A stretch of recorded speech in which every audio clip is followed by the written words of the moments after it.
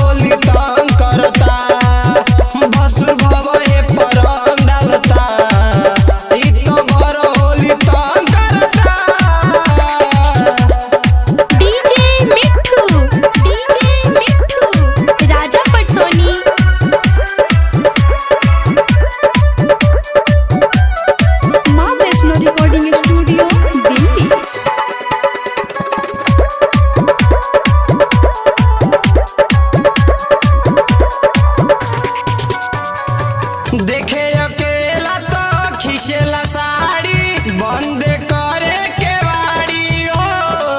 अपन में हर नई हर पहुँचा के हमसे करे बड़ी यारी हो।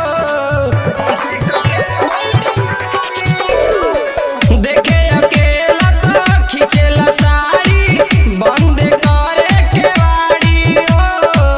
अपन में हर नई हर पहुँचा के हमसे करे बड़ी यारी हो। भरल पिचकारी रंग लहंगा में डारी, नासा में चूर होके धरे अकवारी। भसुर भवए परम डालता, इ तो भर होली तंग करता हो। भसुर भवए परम डालता, इ तो भर होली तंग करता।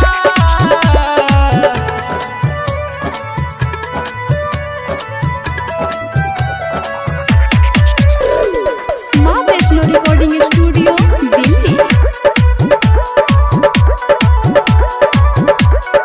डीजे मिट्ठू राजा पटसोनी। अरब से आवा अमर जीत सैया, ना तो जा